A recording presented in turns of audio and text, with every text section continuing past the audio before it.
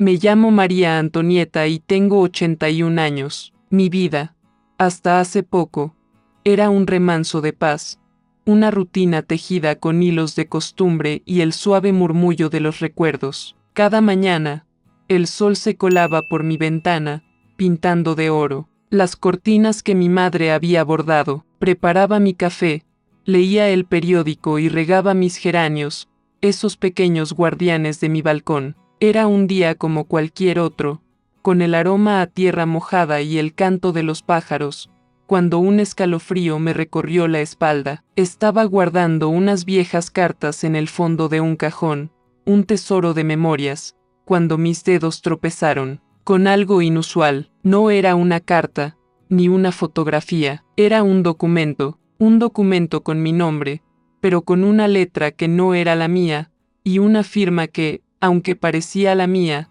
tenía un trazo demasiado firme para mis manos temblorosas. Mis ojos, aunque cansados, no tardaron en descifrar las palabras: cesión de derechos, patrimonio, incapacidad. Mi corazón se encogió. Era un plan para despojarme de todo lo que había construido, de cada ladrillo de mi hogar, de cada peso de mis ahorros. Y lo más doloroso, el nombre de mi nieto, Leandro, brillaba en la parte inferior, junto al de su pareja, Paloma. Ellos, a quienes amaba con la ingenuidad de una abuela, eran los arquitectos de mi ruina. Recuerdo el día en que Leandro, con esa sonrisa que siempre me desarmaba, me habló de un centro de descanso. Sus palabras eran miel, sus ojos, promesas de bienestar. «Para que descanses, abuela», me dijo, «para que estés cuidada. Nosotros te amamos, pero ambos trabajamos todo el día». Paloma, con su voz suave, asentía, reforzando cada argumento. Me mostraron folletos con jardines exuberantes y ancianos sonrientes. Yo, cansada por los años y con la presión alta, acepté. Firmé unos papeles, confiando ciegamente en su amor. Uno era un poder legal temporal, según Leandro. Otro, para facilitar mis cosas, para que ellos pudieran manejar mis finanzas mientras yo descansaba. Todo parecía hecho desde el amor, y yo creí. Al día siguiente, una ambulancia me llevó a un lugar blanco, con paredes lisas y ventanas con rejas. Me dijeron que era temporal, que me visitarían cada semana, pero los días se convirtieron en semanas, y las semanas en un silencio ensordecedor. No hubo llamadas, ni visitas, ni siquiera un mensaje, solo una bandeja con comida tibia, una pastilla para dormir y una nueva forma de soledad. Al tercer día, pregunté por Leandro. La enfermera, una mujer joven de mirada triste, bajó la vista. Él firmó todo. «Doña María Antonieta», dijo que era lo mejor para usted. Esa noche, el sueño me abandonó. Empecé a entender que no me estaban cuidando, me estaban borrando. Al cuarto día, me informaron que mi cuenta estaba en revisión, que Leandro se encargaría de todo, que no me preocupara, pero la preocupación se aferró a mí como una sombra. Pedí hablar con él. Me dijeron que estaba ocupado, que llamaría después. Nunca llamó. Empecé a observar, a escuchar las conversaciones detrás de las puertas. Las otras residentes hablaban de lo mismo: hijos que no venían, pensiones que desaparecían, cuentas vacías. Una de ellas, doña Consuelo, se acercó una tarde y me susurró algo que nunca olvidaré: «Aquí no nos cuidan, aquí nos limpian del mapa». Desde esa noche, algo en mí despertó. Dejé de tomar las pastillas completas. Las escondía debajo de la lengua y las escupía cuando nadie miraba. Empecé a recuperar claridad, a recordar, a pensar. 2 semanas después, una enfermera nueva, Jimena, me reconoció. «Usted es María Antonieta, la del barrio de la Candelaria», dijo. «Mi tía era vecina suya. Usted le prestaba azúcar cuando mi primo era bebé». Le tomé la mano.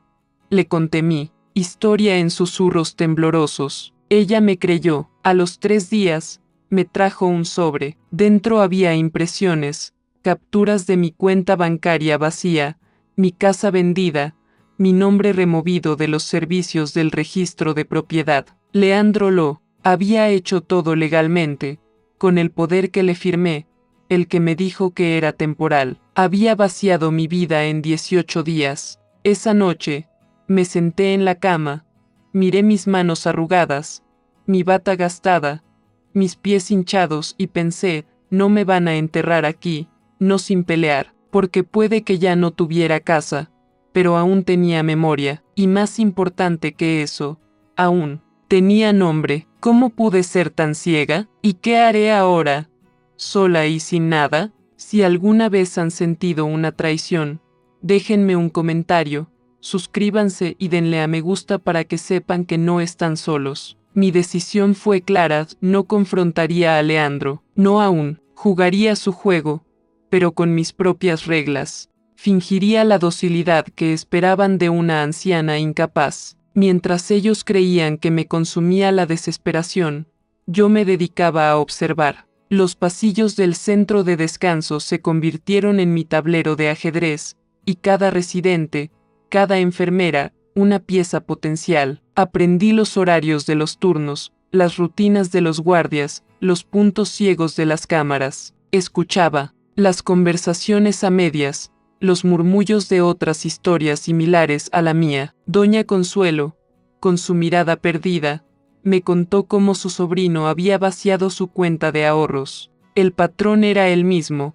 confianza ciega, documentos firmados sin leer y un encierro disfrazado de cuidado. Mi indignación crecía, pero la convertí en combustible para mi mente. Jimena, la enfermera que me había reconocido, se convirtió en mi cómplice silenciosa. Al principio, sus gestos eran sutiles, una pastilla de más en el vaso de agua para que pudiera fingir que la tomaba, un periódico olvidado en mi mesita de noche con una noticia sobre fraudes a personas mayores. Poco a poco, nuestra comunicación se hizo más directa, siempre en susurros, siempre con la cautela de quien camina sobre cristales. Le pedí que me consiguiera un teléfono, uno viejo, que nadie rastreara. Ella, con una valentía que me conmovió, lo hizo. Era un aparato sencillo, sin internet, pero con la capacidad de hacer llamadas. Mi primer objetivo fue mi banco. Con una voz temblorosa,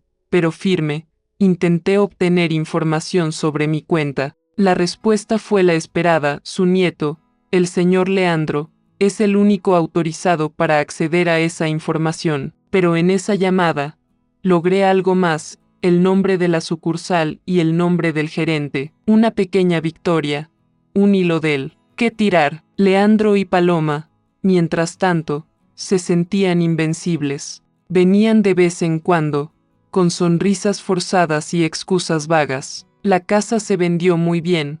Abuela, el dinero está seguro. Estamos buscando el mejor lugar para invertirlo.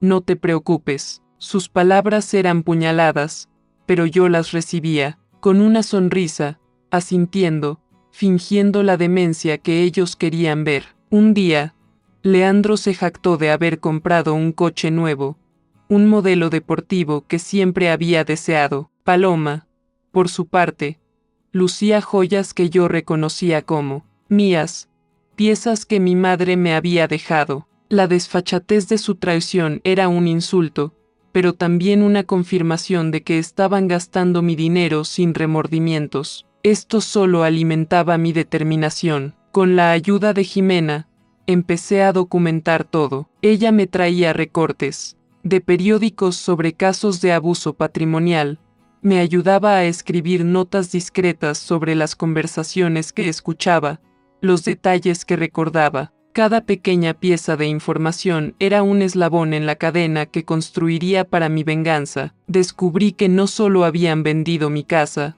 sino también un pequeño terreno que tenía en las afueras, un lugar que guardaba recuerdos de mi infancia. La rabia me invadió, pero la contuve. No era el momento de explotar, sino de planear. Una tarde, mientras Leandro y Paloma me visitaban, fingí un ataque de tos. Leandro, preocupado por las apariencias, salió un momento a buscar agua. En ese instante, Paloma dejó su bolso abierto sobre la mesa. Mis ojos, rápidos como los de un halcón, vieron un sobre sobresalir. Era un extracto bancario, no el mío, sino el de Leandro. Mis manos, con una agilidad sorprendente para mis 81 años, lo tomaron, lo abrieron y lo leyeron en un instante. Lo que vi me heló la sangre. La verdad era más oscura de lo que jamás imaginé. Pero ¿cómo usaría esta verdad sin que ellos lo supieran? El extracto bancario de Leandro reveló un abismo de deudas. No eran deudas comunes, sino préstamos con intereses exorbitantes, pagos a nombres que sonaban a susurros en la oscuridad. Había transacciones a casinos, a casas de apuestas clandestinas, y a un tal El Tiburón. Leandro no solo me había robado, sino que estaba en serios problemas. Y lo que era aún más revelador, había movimientos de dinero significativos hacia una cuenta a nombre de Paloma, pero con una frecuencia y montos que sugerían que ella no era solo su cómplice, sino que también estaba siendo utilizada. Leandro planeaba huir del país, y al parecer, dejar a Paloma con el barco hundiéndose. Este era el secreto que necesitaba. Con la ayuda de Jimena, logré contactar a su primo, Iker. Iker era un joven astuto, con habilidades en el mundo digital que yo apenas podía comprender. Le expliqué mi situación, siempre con la cautela necesaria,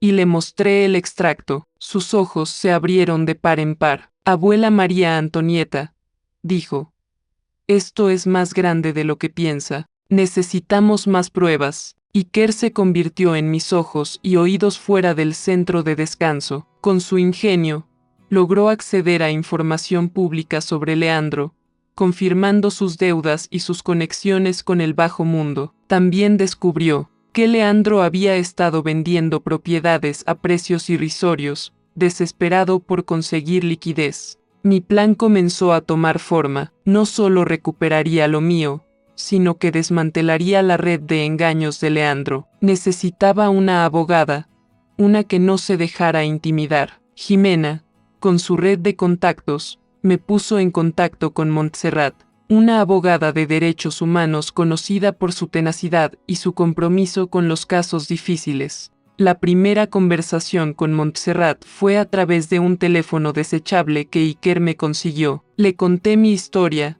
los detalles de la traición, las pruebas que había reunido. Montserrat escuchó con atención, y al final, solo, dijo, Doña María Antonieta, esto es abuso patrimonial, y tiene solución. La estrategia era clara, no una confrontación emocional, sino una emboscada legal. Montserrat me explicó que la clave era la prueba irrefutable y la exposición pública. Necesitábamos que Leandro se sintiera seguro, confiado, para que cometiera el error final. Mientras tanto, yo seguía en el centro de descanso, observando, esperando. Leandro y Paloma seguían visitándome, con sus sonrisas falsas y sus promesas vacías. Yo los recibía con una amabilidad que los hacía sentir aún más cómodos en su engaño. Un día, Leandro me comentó que había cerrado un gran negocio, que pronto se iría de viaje. Era la señal que esperaba. El tablero estaba listo,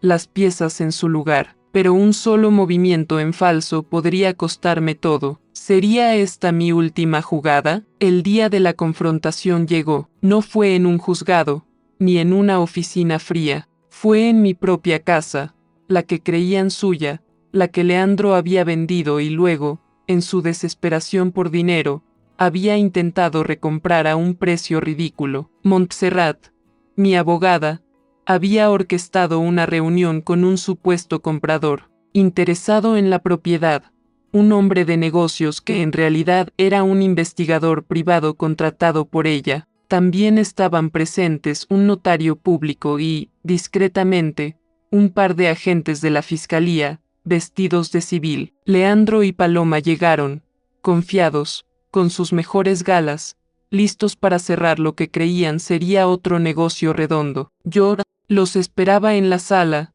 sentada en mi sillón favorito, el mismo que Leandro había intentado vender. Mi corazón latía con fuerza, pero mi rostro era una máscara de serenidad. Cuando me vieron, sus sonrisas se congelaron. Leandro palideció. Paloma se puso rígida. El investigador, siguiendo el plan de Montserrat, comenzó a hacer preguntas sobre la propiedad, sobre la historia de la casa. Leandro, con su arrogancia habitual, intentó responder, pero Montserrat lo interrumpió. Disculpe, señor Leandro, dijo Montserrat con voz firme, pero creo que la verdadera dueña de esta propiedad tiene algo que decir. Se giró hacia mí, y yo, con la voz que la vida me había dado, comencé a narrar. No grité, no insulté, simplemente conté mi historia, desde el beso en la mejilla que me sacó de mi casa, hasta el descubrimiento del extracto bancario. Hablé de las pastillas escondidas, de los susurros de Doña Consuelo, de la valentía de Jimena y la astucia de Iker. Cada palabra era un golpe, cada frase, una revelación. Cuando llegué al punto de las deudas de Leandro, de El Tiburón y de su plan de huir, el notario y los agentes tomaron notas. Paloma, al escuchar su nombre en la trama de traición de Leandro, lo miró con una mezcla de horror y furia. La máscara de Leandro se desmoronó. Intentó balbucear excusas, culpar a Paloma, pero ya era tarde. Montserrat presentó las pruebas, los documentos firmados bajo engaño, los extractos bancarios, las grabaciones de conversaciones que Iker había logrado obtener. La evidencia era abrumadora. La justicia, aunque lenta, fue implacable. Leandro y Paloma fueron confrontados con la ley. Yo recuperé mi casa, mi cuenta bancaria, mi nombre. Volví a mi hogar un lunes al amanecer. La misma puerta, las mismas baldosas. Pero todo se sentía distinto. Era como si me hubieran desalojado del tiempo, no solo de mi hogar. Había olor a pintura fresca, nuevas fotos colgadas, una tetera que no era mía. Paloma ya no estaba. Había desaparecido en cuanto comenzaron las investigaciones, y Leandro, él solo me vio llegar y no dijo nada, solo me miró desde la escalera con una bolsa de ropa en la mano, como si supiera que ya no tenía nada que defender. No lo insulté, no le grité, no pedí explicaciones, porque hay traiciones que no se lavan con disculpas, y silencios que valen más que 1000 palabras. Volví a caminar por mi casa como quien reconoce una herida. Cada rincón me devolvía algo de mí, mi sillón, mi álbum, mi taza favorita que él nunca tiró, quizá por culpa, no lo sé, solo sé que me fui a dormir. Esa noche con la puerta cerrada por dentro, y por primera vez en meses, descansé. Después del juicio, me ofrecieron asistencia económica, terapia y un nuevo número de cuenta. Pero lo que más agradecí fue otra cosa, mi nombre de nuevo sobre la escritura de la casa, mi firma, mi historia. No volví a ver a Leandro, solo supe que se mudó a otro país, que cambió de apellido, tal vez para no cargar con el suyo. No sé si algún día me escribirá, no sé si me pedirá perdón, pero tampoco lo espero, porque lo que perdí ya no lo puede devolver. Y lo que recuperé no se mide en metros cuadrados ni en cifras bancarias. Recuperé el derecho a existir, el derecho a ser escuchada, y algo más importante, la certeza de que, mientras respire, no hay encierro que me calle. Ahora cocino lo que quiero, cuando quiero. Duermo con la ventana abierta y nadie decide por mí. No tengo miedo, no tengo rencor, solo tengo tiempo, y por fin, es mío. Quiero leer sus historias y sus opiniones en los comentarios. ¿Qué hubieran hecho ustedes en mi lugar? Si esta historia les ha tocado el corazón, por favor, suscríbanse, denle un me gusta y compártanla. Gracias por escuchar a esta anciana que se negó a ser borrada. La traición de Leandro y Paloma no solo me despojó de mis bienes materiales, sino que también me robó la fe en la humanidad, en el amor familiar. Cada día en ese centro de descanso era un recordatorio constante de mi vulnerabilidad, de la facilidad con la que la confianza puede ser quebrada. Las noches eran las más difíciles, la oscuridad amplificaba mis miedos, y el silencio, antes un consuelo, se convertía en un eco de mi soledad. Recordaba los momentos en que Leandro, de niño, se acurrucaba en mi regazo, sus pequeños brazos alrededor de mi cuello, sus promesas de cuidarme cuando fuera mayor. Esos recuerdos, antes dulces, ahora eran dagas que se clavaban en mi corazón. La imagen de Paloma, con su sonrisa angelical, pidiéndome que firmara los papeles por mi bien, se repetía en mi mente como una pesadilla, pero la desesperación, poco a poco, dio paso a una fría determinación. No permitiría que mi historia terminara así, en un rincón olvidado de un asilo. Mi mente, aunque octogenaria, seguía siendo aguda, y mi espíritu, forjado en las adversidades de la vida, se negaba a ser doblegado. La ayuda de Jimena fue un bálsamo para mi alma. Su bondad, su discreción, su valentía al arriesgar su propio empleo por una anciana desconocida, me devolvieron un atisbo de esperanza. Ella se convirtió en mis ojos y mis manos, mi conexión con el mundo exterior. Cada pequeña información que me traía, cada susurro, cada gesto de apoyo, era un ladrillo en la reconstrucción de mi fortaleza. La revelación de las deudas de Leandro, de su conexión con el tiburón, fue un punto de inflexión. No era solo un robo, era una red de engaños mucho más compleja. Sentí una mezcla de indignación y una extraña satisfacción. Su avaricia lo había llevado a un pozo sin fondo, y yo, la anciana incapaz, sería el instrumento de su caída. La idea de que Paloma también fuera una víctima, aunque en menor medida, añadió una capa de complejidad a mi plan. No buscaba venganza ciega, sino justicia. Quería que pagaran por sus crímenes, pero también quería exponer la podredumbre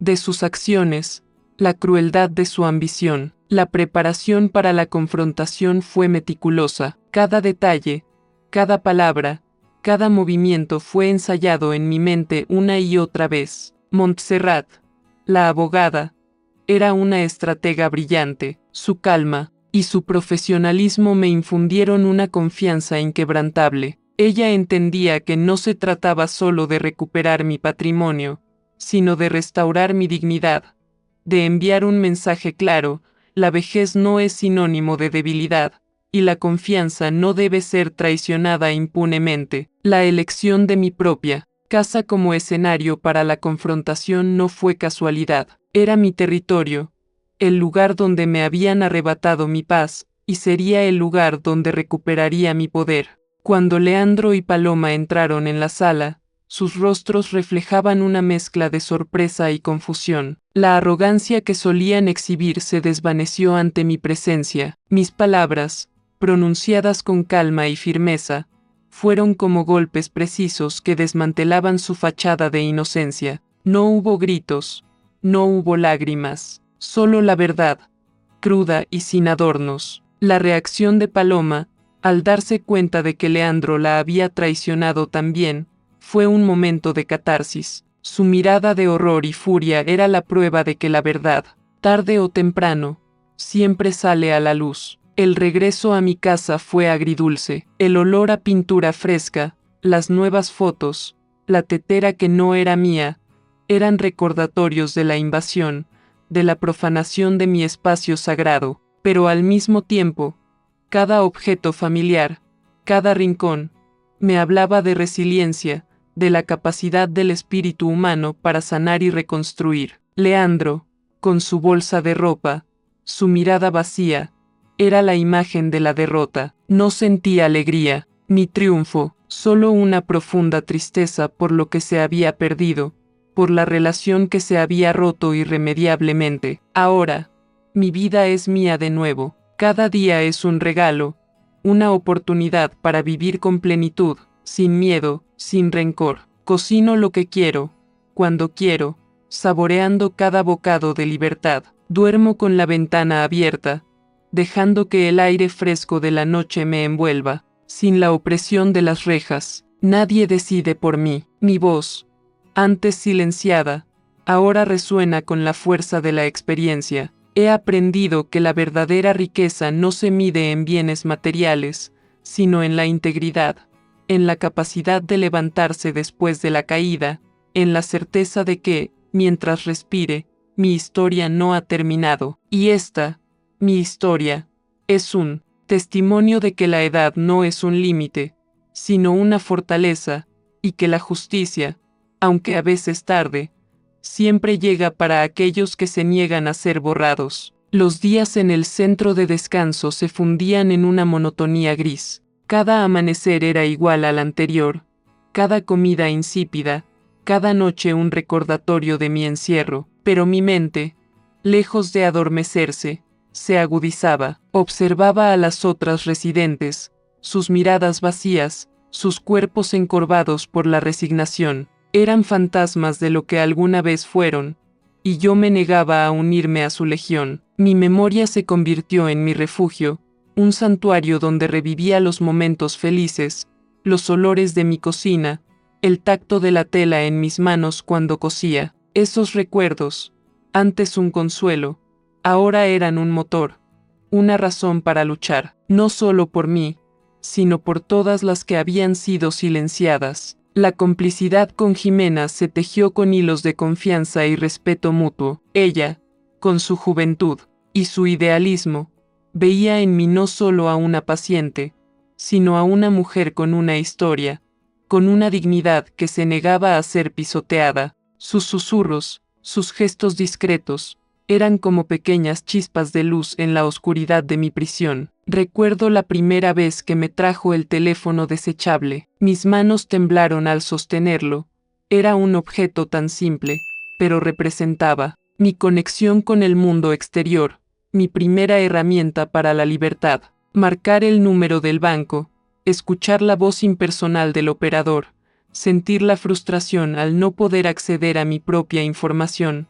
Todo eso alimentó mi fuego interior. La arrogancia de Leandro y Paloma era un veneno lento que me carcomía. Sus visitas, lejos de ser un consuelo, eran una tortura. Sus sonrisas falsas, sus excusas vacías, sus manos adornadas con mis joyas, todo era un recordatorio constante de su traición. Pero yo, con la sabiduría de mis años, aprendí a convertirlos en mis informantes involuntarios. Cada palabra que decían, cada gesto, cada detalle de sus vidas ostentosas, era una pieza más en el rompecabezas de su engaño. La noticia del coche nuevo de Leandro, las joyas de Paloma, todo eso me confirmaba que mi dinero, el fruto de toda una vida de trabajo, estaba siendo despilfarrado sin remordimientos. La revelación de las deudas de Leandro fue un shock, pero también una confirmación de que su ambición desmedida lo estaba llevando por un camino peligroso. El tiburón. Ese nombre resonaba en mi mente como una amenaza latente. Entendí que Leandro no solo era un traidor, sino también un hombre desesperado, atrapado en una red de la que no podía escapar. Esa vulnerabilidad, esa desesperación, se convertiría en mi arma más poderosa. Iker, el primo de Jimena, fue una bendición. Su habilidad con la tecnología, su mente ágil, su disposición a ayudar a una anciana desconocida, me conmovieron profundamente. Él fue quien desentrañó la madeja de las deudas de Leandro, quien me dio las herramientas para desmantelar su imperio de mentiras. La primera conversación con Montserrat, la abogada, fue un momento crucial. Su voz, firme y segura, me transmitió una sensación de esperanza que no había sentido en mucho tiempo. Ella no me vio como una víctima indefensa, sino como una mujer con derechos, con una historia que merecía ser contada y una justicia que merecía ser alcanzada. Su estrategia, basada en la verdad y la exposición pública, resonó con mi deseo de no solo recuperar lo mío, sino de desenmascarar la crueldad de sus acciones. La espera fue agonizante. Cada día en el centro de descanso era un desafío a mi paciencia, pero sabía que cada minuto, cada hora, cada día que pasaba, me acercaba más a mi objetivo. El día de la confrontación fue un torbellino de emociones. Mi corazón latía con fuerza, pero mi mente estaba clara, mi propósito inquebrantable. Ver a Leandro y Paloma entrar en mi casa, con sus sonrisas confiadas, fue un momento de triunfo silencioso. La sala, antes un lugar de traición, se convirtió en mi escenario, el lugar donde la verdad sería revelada. Mis palabras, pronunciadas con calma y firmeza, fueron como martillos que derribaban los muros de sus mentiras. La reacción de Paloma, al darse cuenta de que Leandro la había traicionado también, fue la confirmación de que la justicia, aunque a veces tarde, siempre encuentra su camino. El regreso a mi casa fue un renacimiento. Cada objeto familiar, cada rincón, me hablaba de resiliencia, de la capacidad del espíritu humano para sanar y reconstruir. Leandro, con su mirada vacía, su bolsa de ropa, era la imagen de la derrota. No sentía alegría, ni triunfo, solo una profunda tristeza por lo que se había perdido, por la relación que se había roto irremediablemente. Pero también sentí una paz inmensa, la paz de saber que había luchado, que había ganado, que había recuperado mi voz. Ahora, mi vida es un lienzo en blanco, listo para ser pintado con nuevos colores. Cada día es un regalo, una oportunidad, para vivir con plenitud, sin miedo, sin rencor. Cocino lo que quiero, cuando quiero, saboreando cada bocado de libertad.